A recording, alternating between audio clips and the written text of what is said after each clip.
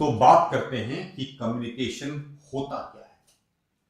इस समय मैं आपसे बात कर रहा हूं तो मैं कुछ कम्युनिकेट करने की कोशिश कर रहा हूं और आप मेरी बात सुन रहे हैं तो आप भी इस कम्युनिकेशन प्रोसेस का हिस्सा है। यानी कम्युनिकेशन प्रोसेस में एक सेंडर होता है जो कि मैं हूं इस वक्त और एक रिसीवर होता है जो कि आप हैं इस वक्त और बीच में माध्यम होते हैं।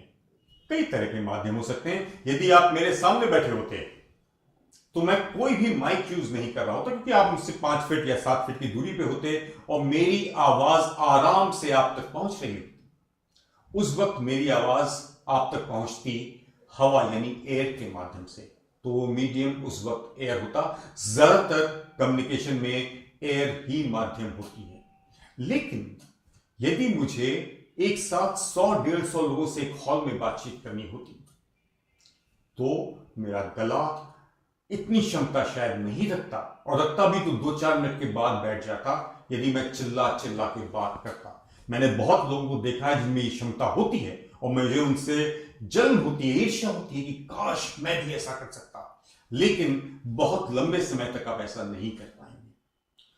तो उस वक्त आप क्या करेंगे?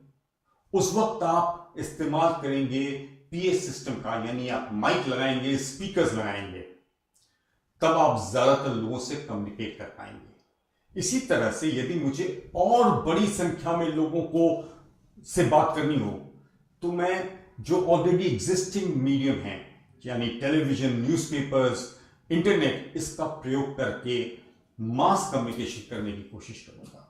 और जैसा इस वक्त आपके और मेरे बीच में हो रहा है कि मैं एक कैमरे से बात कर रहा हूं और आप अपनी मॉनिटर पे, अपने फोन पे मुझे देख पा रहे हैं, तो इस समय वो माध्यम हो गया इंटरनेट और ये कैमरा और आपका मॉनिटर।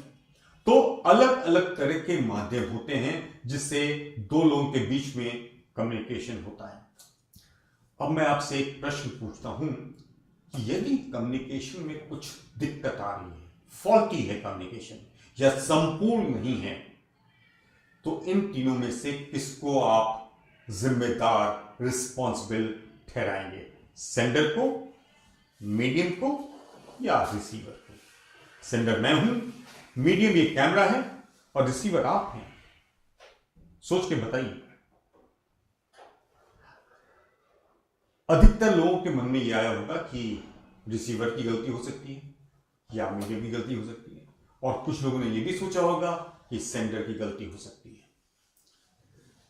आप इस समय क्या कर रहे हैं मुझे नहीं मालूम। हो सकता है आप कुछ खा रहे हो सकता है आप म्यूजिक सुन रहे हो सकता है आप मेरा वीडियो देखते देखते कोई गेम खेल रहे हो सकता है कि आपकी मम्मी आपको आवाज दे रही हो सकता है कि आपके जहन में कोई फुटबॉल मैच या क्रिकेट मैच चल रहा हो सकता है आप टीवी पे न्यूज देख रहे हो। तो ये सारे व्यवधान रिसीवर के एंड पे हैं, तो गलती तो आपकी हुई हो सकती है ना।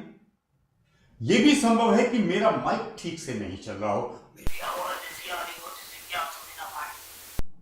हो सकता है ये कैमरा ठीक ना चल रहा हो सकता है कि आपके मोबाइल फोन का स्पीकर ठीक नहीं चल रहा हो सकता है आपके ईयरफोन का एक ईयर वाला स्पीकर बज ना रहा हो, तो ये तो मीडियम की गलती होगी। लेकिन जिम्मेदारी किसकी हुई? जिम्मेदारी अधिकतर सेंटर की होती है। जब आप किसी व्यक्ति को अपनी बात नहीं समझा पाए तो यह गलती उसकी नहीं है, यह गलती आपकी है। अक्सर हमने देखा है कि हमारे घर के जो लोग काम करते हैं या दफ्तरों में जो लोग काम करते हैं या जो कम पढ़े लिखे लोग हैं वो हमारी बात एक बार में नहीं समझ पाते हैं। तो पहली बात तो हम सहज रूप से बोलते हैं, दूसरी बात हम थोड़ा सा झल्ला के बोलते हैं, और तीसरी बार हम क्रोधित हो जाते हैं, तुम सुनते क्यों नहीं हो, तुम मेरी बात समझ क्यों नहीं रहे हो।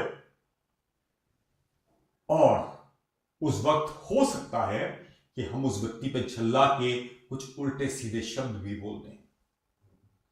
भाई साहब, यह गलती उसकी नहीं है, यह गलती आपकी है कि आप उसको समझा नहीं पाए। अगर उसका मेंटल लेवल, मानसिक स्तर आपसे मैच नहीं करता है तो आप अपने लेवल पे बात करेंगे तो उस तक कभी नहीं पहुंचेगी।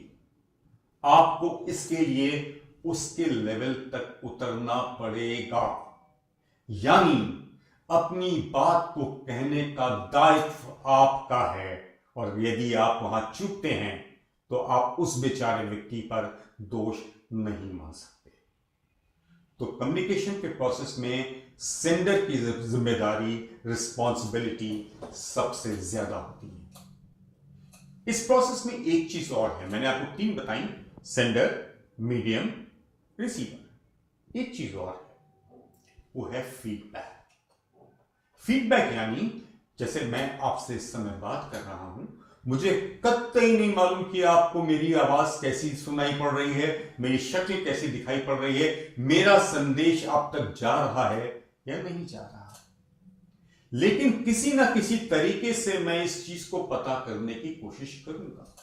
मैं आपसे आग्रह करूंगा कि यदि आपको यह वीडियो अच्छा लग रहा है तो आप वेबसाइट पे जाके इस पे कमेंट लिखते हैं। यदि आपको इस वीडियो में कोई कमी दिख रही है तो और जरूरी है कि आप लिखें।